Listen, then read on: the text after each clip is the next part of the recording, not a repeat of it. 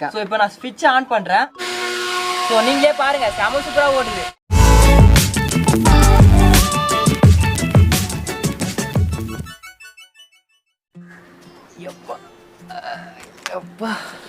Hello friends, நீங்கள் பார்த்துட்டு இருக்குது அக்னி தாம் சேனல். பக்கத்தில் என்னடா இவ்வளோ பெருசாக இருக்குன்னு தானே கேட்குறீங்க. இது வேற ஒன்றும் இல்லை, சோலார் பேனல் தான்.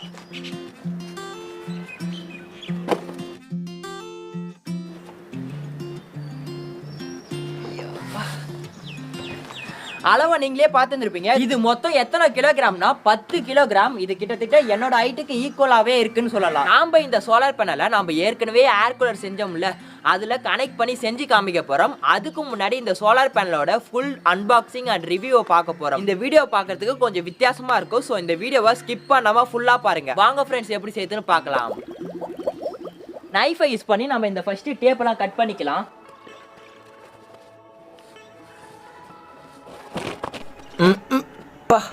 செம வெயிட்.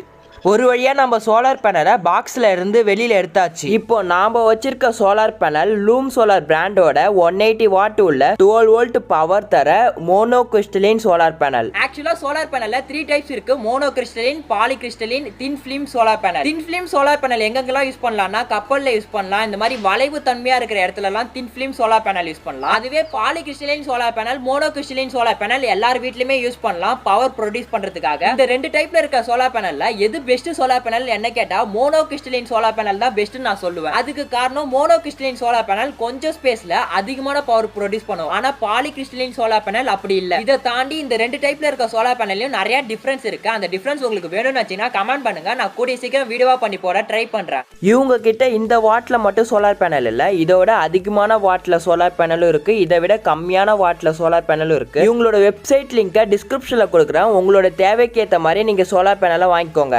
ஓகே, ஃபர்ஸ்ட் இதோட ஸ்பெசிஃபிகேஷன், இதோட பில்டு குவாலிட்டிலாம் எப்படி இருக்குன்னு பார்த்துக்கலாம். இதோட பில்டுலாம் பார்த்தீங்கன்னா பக்காவா இருக்கு. அந்த அளவுக்கு செம சூப்பரா ஃபினிஷிங்லாம் பண்ணி கொடுத்துருக்காங்க. இங்க அவங்களோட கம்பெனியோட லோகோவும் லூம் சோலார் நேமும் போட்டிருக்காங்க. அப்புறம் இந்த சோலார் பேனலோட பின்னாடி பார்த்தீங்கன்னா 3 வோல்ட்ஸ் கொடுத்துருக்காங்க. இதே போல ஆப்போசிட் டைரக்ஷன்ல 3 வோல்ட்ஸ் இருக்கு.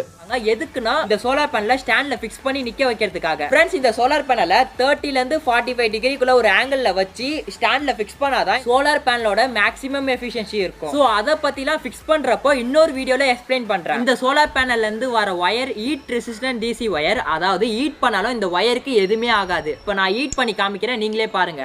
ஸோ அந்த அளவுக்கு சேஃப்டியாக பண்ணியிருக்காங்க இந்த கம்பெனியோட சோலார் பேனல். அது மட்டும் இல்லாமல் இந்த சோலார் பேனலுக்கு 25 வருஷம் வாரண்டியும் இருக்கு. இந்த சோலார் பேனல் கூட ஒரு வாரண்டி கார்டு கொடுக்குறாங்க. இதை வச்சு நீங்க வாரண்டியை கிளைம் பண்ணிக்க முடியும். இதெல்லாம் தான் அந்த சோலார் பேனலோட ஸ்பெசிஃபிகேஷன். ஒரு வாட்டி பார்த்துக்கோங்க. சோலார் பேனல்ல இருந்து வர பவர் வந்துட்டு டிசி பவரா வரும். அதை நம்ம ஏசியா கன்வெர்ட் பண்ணணும். எப்படி கன்வெர்ட் பண்ணணும்னா நடுவில் இன்வெர்டர் வச்சு தான் கன்வெர்ட் பண்ணணும். ஸோ இந்த வீடியோல நம்ம இன்வெர்டர்லாம் வைக்க போறது இல்லை. இன்னொரு வீடியோல இன்வெர்டர் வச்சுட்டு கன்வெர்ட் பண்ணி உங்ககிட்ட காமிக்கிறேன். இப்போ மல்டிமீட்டர் யூஸ் பண்ணி கொடுத்திருக்க ஸ்பெசிஃபிகேஷன்லாம் மோராலெஸ் ஈக்குவலா இருக்கான்னு செக் பண்ணி பார்ப்போம். அதுக்கு முன்னாடி சோலார் பேனல்ல இருந்து வர வயரை நாம கனெக்ட் பண்ணணும். இந்த சோலார் பேனல்ல இருந்து வர வயர்ல எது பாசிட்டிவ் எது நெகட்டிவ்னு தெளிவா கொடுத்துருக்காங்க. அதை வச்சு நீங்க ஈஸியா கண்டுபிடிச்சிடலாம். ஸோ இதுக்கேற்ற மாதிரி மேல் அண்ட் ஃபீமேல் கனெக்டர் வாங்கிக்கோங்க. இந்த கனெக்டரோட நேம் MC4C டைப் உள்ள கனெக்டர். நீங்க கடையில போய் கேட்டாலே கிடைக்கும். சப்போஸ் உங்களுக்கு கிடைக்கலன்னா இதோட லிங்கை டிஸ்கிரிப்ஷன்ல கொடுத்துருக்கேன், கிளிக் பண்ணி வாங்கிக்கோங்க. இந்த சோலார் பேனல்ல இருந்து வர வயர் வந்துட்டு 1 மீட்டருக்கு இருக்கு. ஸோ தாராளமா இந்த வயரை வேற ஏதாச்சும் ஒரு வயர் கூட ஈஸியா கனெக்ட் பண்ணிக்கலாம். சோ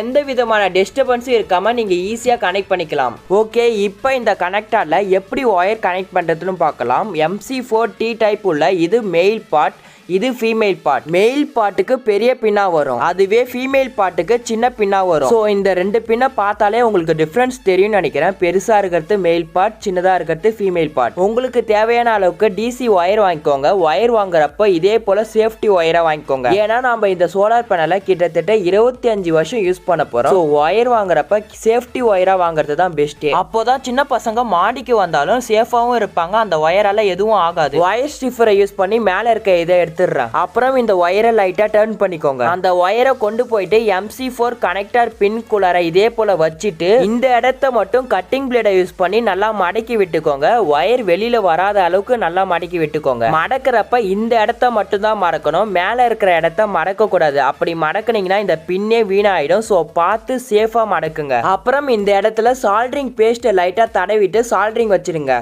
ஓகே, இப்போ நான் இந்த பின்னை பிடிச்சி இழுத்து பார்க்கறேன். அந்த ஒயர் வரவே இல்லை, அந்த அளவுக்கு ஸ்ட்ராங் ஸ்ட்ராங்கா தான் டைட் பண்ணிருக்கேன். அப்புறம் இப்ப கனெக்ட் பண்ண மெயில் பின்ன மெயில் கனெக்டரோட ஃபிக்ஸ் பண்ணிடுங்க. நான் பண்றது போலவே பண்ணுங்க. உள்ளார ஃபிக்ஸ் பண்றப்ப கொஞ்சம் அழுத்தி ஃபிக்ஸ் பண்ணுங்க. சின்னதா ஒரு சத்தம் வரும். அந்த சத்தம் வந்தாதான் நீங்க நல்லா கரெக்டா ஃபிக்ஸ் பண்ணிருக்கீங்கன்னு அர்த்தம். இப்போ பண்ணது போலவே ஃபீமேல் கனெக்டரோட பின்லயும் கனெக்ட் பண்ணிட்டு சால்டரிங் வச்சிருங்க. சோ இதுலயும் மடக்கிறப்ப பார்த்து மடக்குங்க. மேல இருக்க இடத்த மடக்கிட கூடாது. அப்படி மடக்கிட்டா இந்த பின்னே வீணாயிடும். அதே போல ஃபீமேல் கனெக்டரோட பின்னும் ஃபீமேல் கனெக்டர்ல ஃபிக்ஸ் பண்ணுங்க. இதுலயும் ஃபிக்ஸ் பண்றப்ப சின்னதா ஒரு சத்தம் வரும். சோ இதே போல நீங்களும் பண்ணிடுங்க.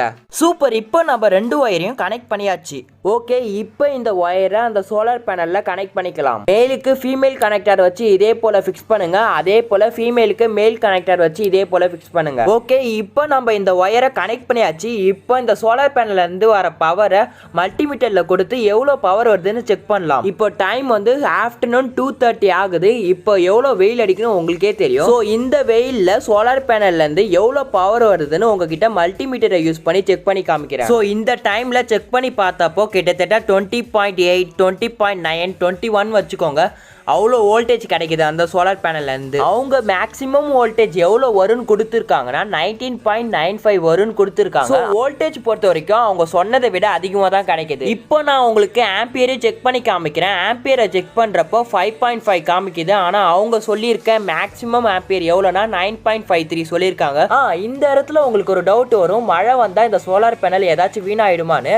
அப்படிலாம் ஒன்றுமே ஆகாது. இப்போ நான் வந்துட்டு என்னோட ஃப்ரெண்டோட வீட்டில் இருக்க காரணம் இந்த சோலார் பேனலை என்னோட வீட்டில் ஃபிக்ஸ் பண்ணி காமிக்க முடியாது. ஸோ அதனால தான் இந்த சோலார் பேனலை என்னோட ஃப்ரெண்டு வீட்டுக்கு கொண்டு வந்துட்டேன். யார் அந்த ஃப்ரெண்டுனா, ஹே வாடா, இவனோட நேம் சத்யா. ஸோ இவன் வீட்டில் தான் இந்த சோலார் பேனலை செட்டப் பண்ணி காமிக்க போகிறேன். ஓகே, இப்போ இந்த சோலார் பேனல்லேருந்து வர பவரை நம்ம செஞ்ச ஏர் கூலரோட கனெக்ட் பண்ணலாம். நீங்கள் இன்னும் இந்த ஏர் கூலர் வீடியோ பார்க்கலன்னா டிஸ்கிரிப்ஷனில் லிங்க் கொடுக்குறேன், கிளிக் பண்ணி பார்த்துக்கோங்க. இதே போல் ஏதாச்சும் உங்ககிட்ட இருக்க ஸ்விட்ச் எடுத்துக்கோங்க. ஃபர்ஸ்ட் இந்த ஏர் கூலர்லேருந்து வர ஏதாச்சும் ஒரு ஒயரை ஸ்விட்சில் கனெக்ட் பண்ணிக்கோங்க. கனெக்ட் பண்ணிட்டு ஸ்க்ரூ டிரைவரை யூஸ் பண்ணி டைட் பண்ணிக்கோங்க. அப்புறம் சோலார் பேனல்லேருந்து வர ஏதாச்சும் ஒரு ஒயரை ஸ்விட்சோட இன்னொரு டெர்மினலில் கனெக்ட் பண்ணிக்கோங்க. இப்போ ஏர் கூலர்லேருந்து வர இன்னொரு ஒயரையும் சோலார் பேனல்ல இருந்து வர இன்னொரு ஒயரையும் டைரக்டா கனெக்ட் பண்ணிட்டு இன்சுலேஷன் டேப் போட்டு ஒட்டிக்கோங்க. ஃப்ரெண்ட்ஸ், நம்ம இப்போ கனெக்ஷனை முடிச்சாச்சு. இப்போ இந்த ஸ்விட்சை ஆன் பண்ணிட்டு இந்த டிசி ஃபேன் எப்படி ஓடுதுன்னு உங்ககிட்ட காமிக்க போறேன். நான் வேற எந்த கனெக்ஷனும் கொடுக்கல. பின்னாடி தான் சோலார் பேனல் வச்சிருக்கேன். டைரக்டா ஒயரை எடுத்துன்னு வந்து இந்த டிசி ஃபேன்ல கனெக்ட் பண்ணிருக்கேன். ஸோ இப்போ நான் ஸ்விட்சை ஆன் பண்றேன். ஸோ நீங்களே பாருங்க, செம சூப்பரா ஓடுது. ஓகே ஃப்ரெண்ட்ஸ், இப்போ நம்ம ஸ்விட்சை ஆஃப் பண்ணிடலாம். இப்போ நான் உங்ககிட்ட பண்ணி காமிச்சது ஒரு பேசிக்கான சோலார் பேனல்ல இருந்து டிசி ஃபேனுக்கு பவர் சப்ளை கொடுத்து காமிச்சேன். நம்ம அடுத்த வீடியோவில் இந்த சோலார் பேனலை ஒரு ஸ்டாண்டில் ஃபிக்ஸ் பண்ணிட்டு அதில் இன்வெர்டர் கனெக்ட் பண்ணிட்டு வீட்டில் யூஸ் பண்ணுற சீலிங் ஃபேன் இல்லை எல்இடி லைட் இல்லை டிவிக்கு இல்லை மொபைல் சார்ஜருக்கு, ஸோ இந்த மாதிரி வீட்டில் யூஸ் பண்ணுற எலக்ட்ரானிக் அப்ளைன்சஸ்லாம் நம்ம பவர் சப்ளை கொடுத்துட்டு எப்படி ஒர்க் ஆகுதுன்னு பார்ப்போம். இது ஆக்சுவலாக 12 வோல்ட் டிசி ஃபேன் தான். ஆனால் நம்ம சோலார் பேனல்லேருந்து வர பவர் சப்ளை 20 வோல்ட் கிட்ட வந்துச்சு. நீங்கள் மல்டிமீட்டரில் செக் பண்ணுறப்ப பார்த்துருப்பீங்க. ஸோ அந்த காரணத்தினால தான் இந்த ஃபேன் செம ஸ்பீடாக சுற்றுது. ஓகே ஃப்ரெண்ட்ஸ், இப்போ நம்ம கனெக்ட் பண்ணி காமிச்சிருக்கிறத நீங்களே பார்த்துருப்பீங்க. என்ன கேட்டால் இந்த சோலார் பேனல்லேருந்து வர பவரால் இந்த டிசி மோட்டார் செம சூப்பராகவே சுற்றுது. அதெல்லாம் சரிடா, இந்த சோலார் பேனலை நம்ம யூஸ் பண்ணுறதுனால என்ன யூஸ்ன்னு கேட்குறீங்களா? நம்ம வீட்டில் இந்த சோலார் பேனலை கனெக்ட் பண்ணோம்னா நம்ம வீட்டுக்கு வர கரண்ட் பில் ரொம்பவே கம்மியாகும். இப்போ இந்த கொரோனா டைம்ல நம்ம வீட்டில் 24 ஹவர்ஸ் ஃபேன் ஓடிட்டே தான் இருக்கும். கண்டிப்பாக ஆஃப் பண்ணியிருக்க மாட்டீங்கன்னு நினைக்கிறேன்.